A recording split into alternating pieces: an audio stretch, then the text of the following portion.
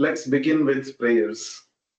Nama Om Vishnu Padaya Krishna Presthaya Bhutale Srimate Bhakti Vedanta Swamin Nitinamine Namaste Saraswate Deve Gauravani Pracharine Nirvishesha Shunyavadi Paschatya Deshatarine Jaya Shri Krishna Chaitanya Prabhu Nityananda Shri Advaita Gadadhara Srivasadi Gaura Bhakta Vrinda Hare Krishna, Krishna Krishna, Hare Hare, Hare Rama, Rama Rama, Hare Hare. So today we are going to talk on this topic, suffering, cause and solution from Damodara Ashtaka. So let us see the verse once again. Verse number 6 of Damodara Ashtaka. We have completed 5 verses. We are in the 6th stanza today. The verse is Namo Deva Damodara Ananta Vishnu Prasida Prabho Dukha Jalabhimagnam Kripa Drashti Vrishtyati Dinam Vatanu Gruhane Shamamagnyam Edyakshidrishyam. The translation of this verse is, O Supreme Godhead, I offer my obeisances unto you. O Damodara, O Ananta, O Vishnu, O Master, O my Lord, be pleased upon me. By showering your glance of mercy upon me, deliver this poor ignorant fool who is immersed in an ocean of worldly sorrows and become visible to my eyes. So this is such a wonderful prayer of Satyavrata Muni offered to the Supreme Lord, Damodara. So yesterday we meditated upon the first line. Today we shall see the second line of this 6th stanza. Prasida Prabho Dukkha Jalabdhi Magnam. Jalabdhi Magnam. Prasida means be pleased. Prabho, O my master. Dukkha Jala. Dukkha Jala. A network of material miseries. Jala means network and Dukkha means miseries. Dukkha Jala means a network of material miseries. Abdhi means ocean and Magnam means immersed. Jalabdhi Magnam, immersed in the ocean. So let's try to understand the meaning. Prasida Prabho Dukkha Jalabdhi Magnam. In the previous line we saw, Namo Deva Damodar Ananta Vishnu. O Lord Damodara, O Ananta, O Vishnu, I bow down in front of you, O Supreme Lord. And today, after bowing down in this line, Satyavrata Muni is saying, Prasida, be pleased with me. O Lord, please become pleased with me. You show your mercy upon me. So this Prasida and the word Prasada both have the same connection. They have a common link. Prasida means to become pleased. Prasada means to receive the mercy of the Lord. So when the Lord is Prasida, we get his Prasada, we get his mercy. Why do we need Lord's mercy? We need Lord's mercy because on our own it is not possible to become free from our material entanglements. It is not possible for us to escape this miserable condition in this world. So we need the mercy of the Lord. In the Bhagavad Gita 2nd chapter also Lord Krishna says, Prasada sarva dukkhanam hanirasyopa. By receiving prasada of the Lord, mercy of the Lord, sarva dukkhanam hanir, all miseries will be destroyed. So if we want to become free from our miseries and come back to our original position, what is our original position? We are Anandamaya. Anandamaya means we are actually blissful. The Lord is always Anandamaya, and we are His parts and parcels. Therefore, we also, actually, in our original state, we are also Anandamaya. But right now, we have been, we are enamored, we are encumbered by miseries. Dukkha jalabdhi magnam. Prabho means master. So, O Lord, O Master, that is the meaning of Prabhu. So, the Lord is our Prabhu and we are his Dasa. Dasa means servant. This is very important. When Chaitanya Mahaprabhu was asked, who are you? What is your real identity? So, Chaitanya Mahaprabhu said, I am neither a Brahmana, nor a Kshatriya, nor a Vaishya, nor a Shudra. I am neither a sannyasi nor a vanaprasthi. I am not a grihastha. I am not a brahmachari. I am none of these material designations. But what am I? Gopi Bhartru Pada Kamalayo Dasa Dasa Dasa. He said, I am the servant of the servant of the servant of the maintainer of the gopis, Lord Krishna. That is our original position. That is our constitutional position. We are not this body. We are spirit soul. And we are part and parcel of Krishna.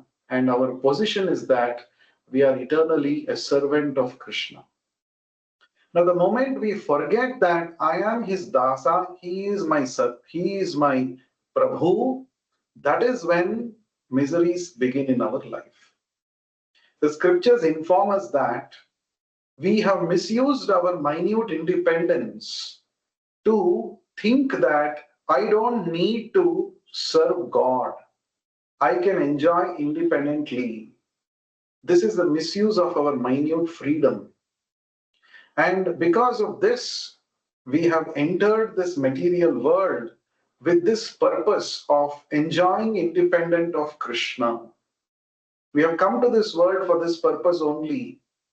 I want to enjoy independent of Krishna. And because of this, we have fallen into illusion, Maya. And what does Maya create? Maya gives us false hopes that you will be able to enjoy one day. Keep working hard and you will enjoy one day. So Maya gives us false hopes like this. And when we are trying to pursue this false material pleasure promised by Maya, illusion, we are encountered by three kinds of miseries. What are the three kinds of miseries? Adhyatmika klesha, adhibhautika klesha, adhidaivika klesha. Klesha means miseries. Adhyatmika klesha means miseries caused by our own body and mind.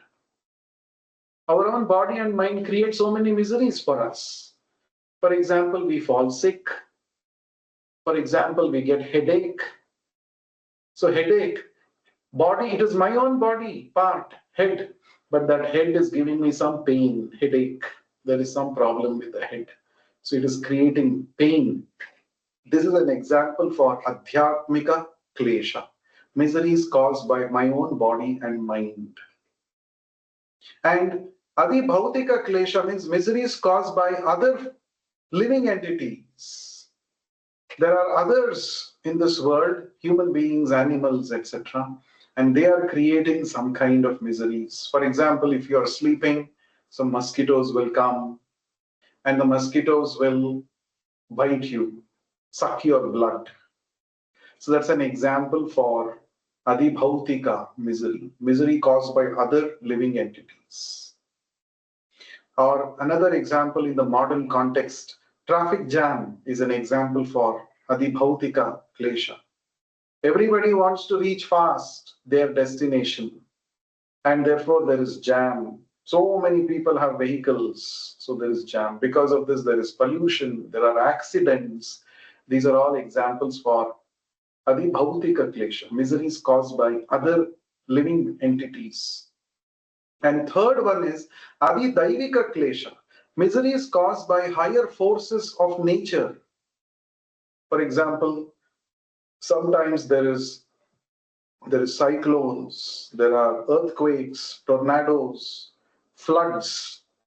Sometimes there is famine, no water at all, no rain at all. These are all caused by higher forces of nature. And these miseries are called Adi Daivika Klesha, miseries caused by higher forces of nature. So constantly, everyone in this world is suffering these three kinds of miseries, dukkha. And what are we doing? To counter these miseries, we are trying to come up with new solutions to counter these miseries, isn't it? For example, earlier people were walking by foot. They were walking long distances by foot. Then the wheel was invented. With the invention of the wheel, and then steam engine was invented after some time during the Industrial Revolution. And in large scale, vehicles were manufactured. And when it became petrol and diesel engines, the number of vehicles increased.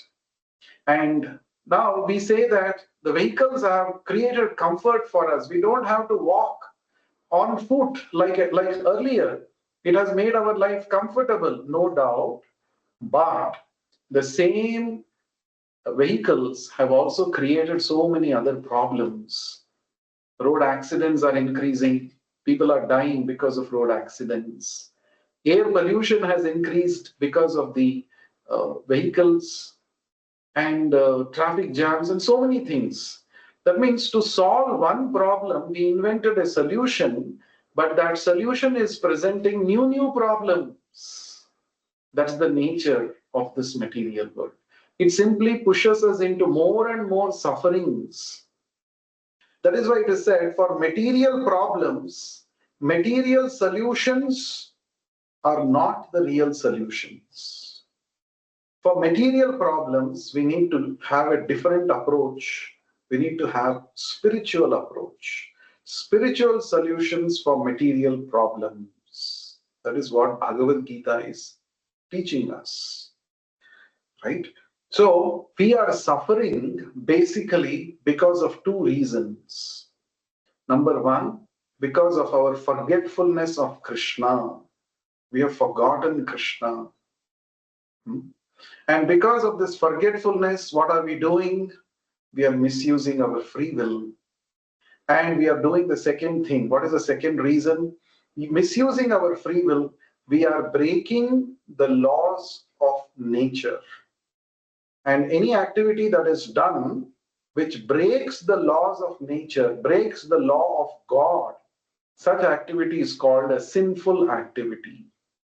Sin means an activity that is performed in defiance of the laws of nature. That is called sin. So, suffering is because of our sinful activities.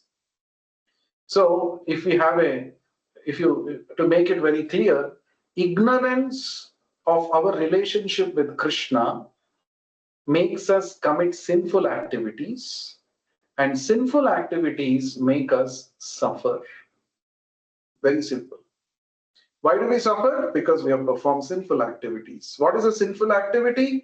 Activity which is performed in forgetfulness of our relationship with Krishna. That's called sinful activity. For example, there are state laws which govern the government. Suppose constitution, which govern the land, which govern the country. So every citizen of this country is supposed to conduct his or her activities according to the laws of the constitution of the country. If somebody breaks those laws, then he is called a criminal and he is put into punishment. He is given punishment. He is put into jail according to the severity of his crime. In the same way, just like a country is governed by a constitution, a set of laws, in the same way, the entire material world also has a set of rules, set of laws called as laws of karma. So when we actually break these laws of karma, then we suffer reactions in the form of pain, in the form of miseries, in the form of so many negativities in life. So that is our current condition. And on our own, if we try to counter these sufferings, as I mentioned, the solutions themselves create more and more suffering. So how to handle this, how to come out of this suffering? We need the helping hand of the Lord. The Lord is very, very merciful. Anybody who calls out to the Lord, "Oh Master, please save me. Please, I'm surrendering to you. Please help me." The Lord is very, very eager and very merciful, and He gives us protection. He is more eager to give us protection than we ourselves are eager to take His shelter. That is why in this line, after addressing the Lord in the first line of the sixth stanza, Namo Deva Damodara Ananta Vishnu, O all pervading Lord Vishnu, O unlimited Lord Ananta, O Damodara, O my Lord, O Deva, O Supreme Lord, I bow down in front of you. After saying this, Satyavrata Muni is saying, Prasida, please be merciful upon me. Bestow your mercy upon me. Prabho, O Master, I'm accepting you as my Master. So, this is very important. We have to accept the Lord as our Master. I am His servant. Servant's duty is to carry out the orders of the Master.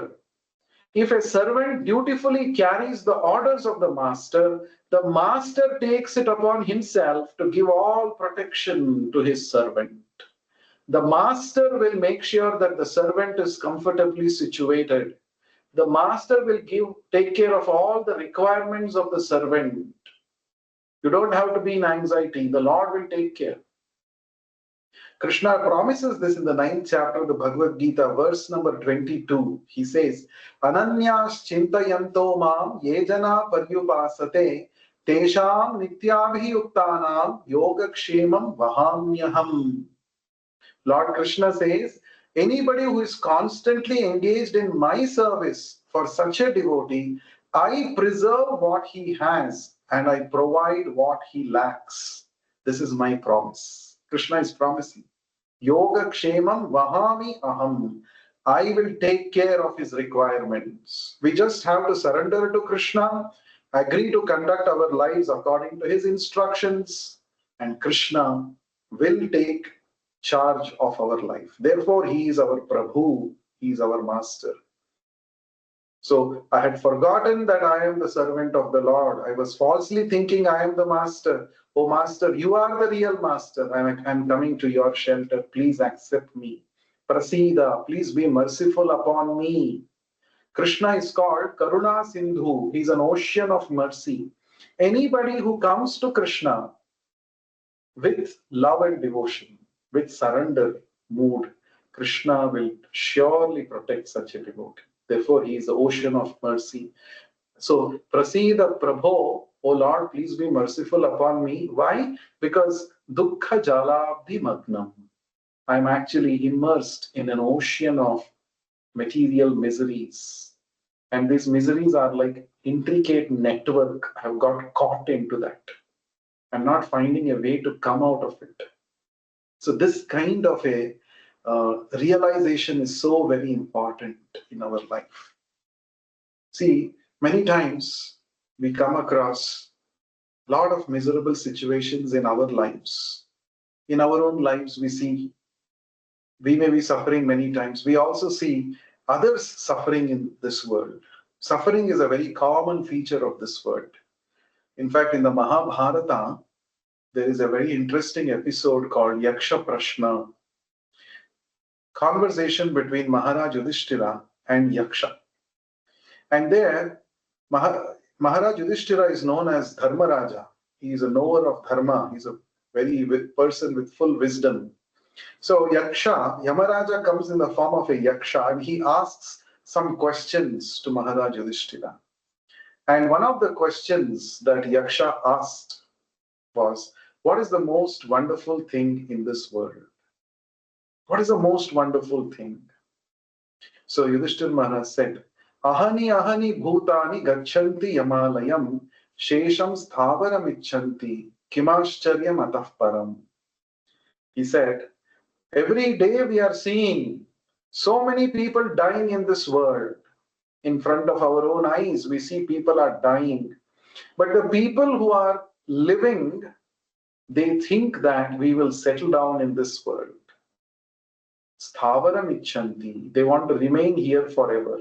This is the most wonderful thing Yudhishthira Maharaj said. In front of our own eyes, we see sometimes accidents, road accidents, people dying. But it doesn't strike us that I may also die like this. I should prepare myself before I meet the death. I should prepare myself. I've got this wonderful human life opportunity to attain spiritual enlightenment, spiritual perfection. No, such a thought will not come. Why? Why such a thought will not come? It is because of the influence of Maya. Maya covers our real intelligence and gives us false hopes that no, that person might have died like this, but you will not die like that. You will enjoy life. You can nicely make your own elaborate plans. But actually, that person who died on the road accident, he also had made elaborate plans. He also had made various schemes and plans to enjoy. But all of a sudden, there was the end in his life. You see, that the end in our life can come any moment. So, therefore, we must become very, very serious about Krishna consciousness. It is only Krishna who can give us protection from this miserable state of existence. And when we take up Krishna consciousness with seriousness and sincerity, what happens? Krishna tells this in the Bhagavad Gita. If you come back to me, you don't have to go through these miserable conditions of birth, death, old age, and disease. Mamupetya punarjanma dukkhalayam ashashvatam napnuvanti mahatmanaha samsiddhir paramam gataha. Krishna tells this in the Bhagavad Gita, 8th chapter. He says, if you come back to me, then you don't have to go through all these miserable conditions, and you can actually enjoy an eternal life full of knowledge and bliss in my association. So the whole thing in the Bhagavad Gita is, every now and then you will see this when you read Bhagavad Gita, Krishna is calling us, come back to me, you belong to me, you think of me.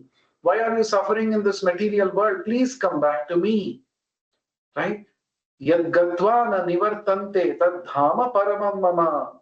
Actually, this Bhagavad Gita is like an invitation call Krishna is making for all of us. He's saying, why are you suffering in this world? This place is not your eternal residence. It's dukkhalayam. This material world is dukkhalayam. Krishna himself is saying this in the Bhagavad Gita. We want to artificially make it sukhalayam. But in the process of making it sukhalayam, we are only getting more and more dukkha. Just like Himalaya means what? It's an abode of snow. Alaya means house.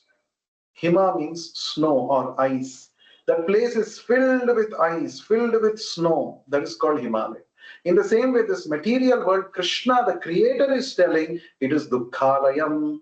It is full of miseries. But we are trying to make it sukhalayam artificially. That is the biggest. Modern civilization is thinking that by advancement in science and technology, we will make this world a very nice, happy place. But actually, wherever you go, whether you go to Mars or whether you go to some other planet to live, these four things will always continue to chase you. Janma, Mrityu, Jara, Vyadhi. Birth, death, old age, and disease.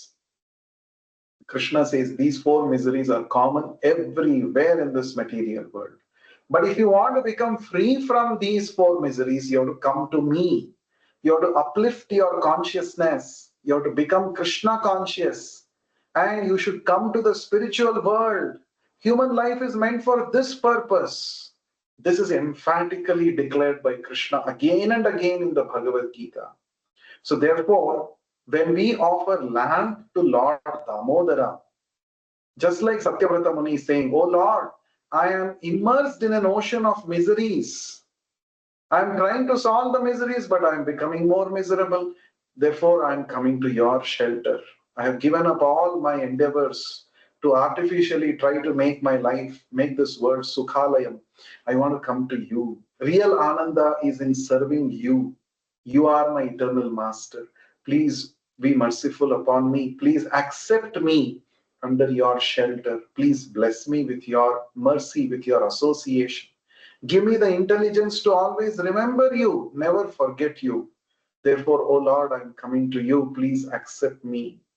This is the prayer Satyavrata Muni is offering. So when we offer ghee lamp, this should be our mood. Oh Lord, please accept me. Please make me your servant. And being your servant is actually the greatest achievement in human life.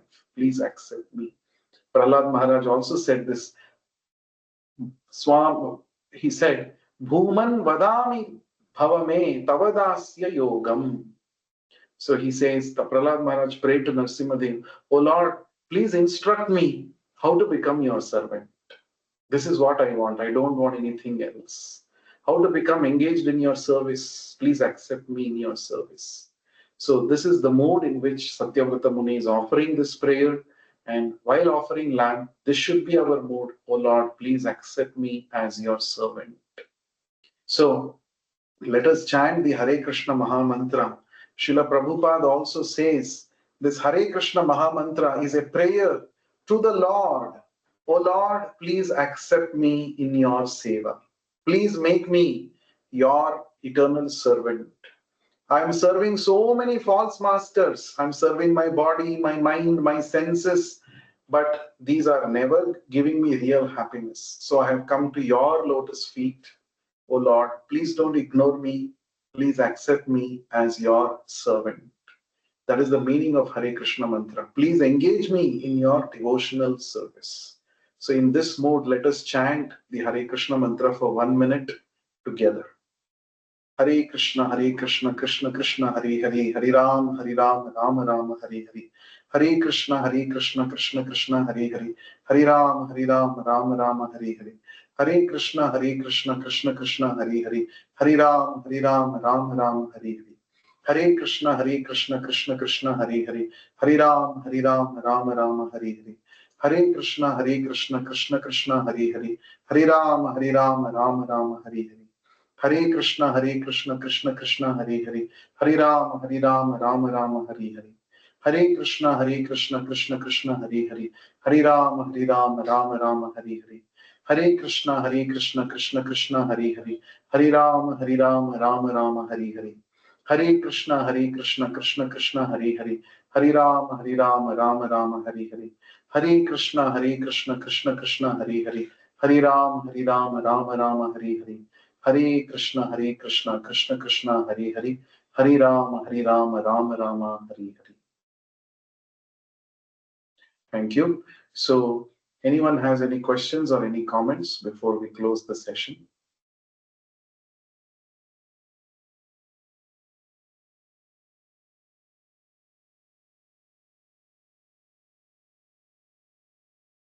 So, from today's session, one important learning is also that miseries can become an impetus for us to come closer to Krishna.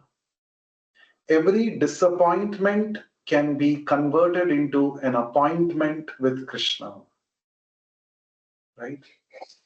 So, in fact, this world has miseries so that we realize that this is not our eternal residence, so that we make endeavors to get out of this world and go to the spiritual world. That is why there are miseries in this world. So, therefore, the cause of our suffering is our misuse of freedom, committing sinful activities. That means activities against the Lord's plan, and that is a cause. And the root cause of this is forgetfulness of Krishna. We have forgotten that Krishna is our Prabhu, he is our master. The solution is to chant the holy names, to engage in devotional service, to increase our Krishna consciousness. To become Krishna conscious is the solution to all problems. So that is the lesson that we learn. So anyone has any questions, any comments? Okay, yeah, Hare Krishna Prabhu. Uh, Prabhu, Um, I have one doubt. You say that miseries or difficulties, troubles, this can be impetus for a devotional service. But many times, because of miseries and troubles, we may lose the faith on Lord also. that I am facing miseries, but Lord is putting me into trouble, difficulties. So he is a very sadistic person. So this kind of thought also many times we'll be getting, right? Or or it means suppose our misery doesn't go away, we'll lose the faith. So God doesn't protect me. And we have got a number of examples where people also become atheists or they change their sampradaya or religion because of this kind of problem, isn't it? Actually, if a devotee is well situated, when I say well situated, it means he must, in the beginning days of our spiritual life, we may have all such kind of doubts, we may have such kinds of uncertainties, but we should first of all become conversant with the purpose of the Lord. We will become conversant with the purpose of the Lord when we study the scriptures under the guidance of devotees. We should study at least Bhagavad Gita thoroughly and understand. When you understand Bhagavad Gita, you will never come to a conclusion that God is a sadistic person. Krishna is not a sadistic person. Krishna is more than eager to take us back to the spiritual world than we are ourselves eager to go there. This is what we understand when we properly study Bhagavad Gita. So, in the beginning, yes, we may have this kind of a sentimental conclusion we may arrive at. That's because we don't have proper spiritual understanding. That is why we have to spend considerable time every day hearing about Krishna from the devotees. When we hear about Krishna, our faith strengthens. We have to build our strength, faith. And it is this faith actually which will help us to face any kind of miseries. So, first of all, we have to understand when we study the scriptures, we understand that we have misused our freedom and we are committing acts which are not conducive for our relationship with Krishna. That is why we are going through miseries. Now, I have to do a course correction. I have to stop those activities which will spoil my relationship with Krishna. Instead, I should engage in those activities which will help me to strengthen my relationship with Krishna. Those activities are called bhakti activities. So we have to stop sinful activities and do bhakti activities. And we must learn to see everything from the eyes of scriptural knowledge. And we must always take guidance from devotees. Then we will never come to such improper or wrong conclusions. So therefore, we all begin spiritual path with some little faith, but that little faith is not sufficient to attain higher and higher levels of spiritual elevation or consciousness. We have to keep strengthening, building our faith. And that building our faith happens through hearing from devotees and also by the chanting, by performing sadhana bhakti, mainly chanting the holy names. So hope that answers your question. Okay, Prabhu, thank you. Is there any other question anyone has?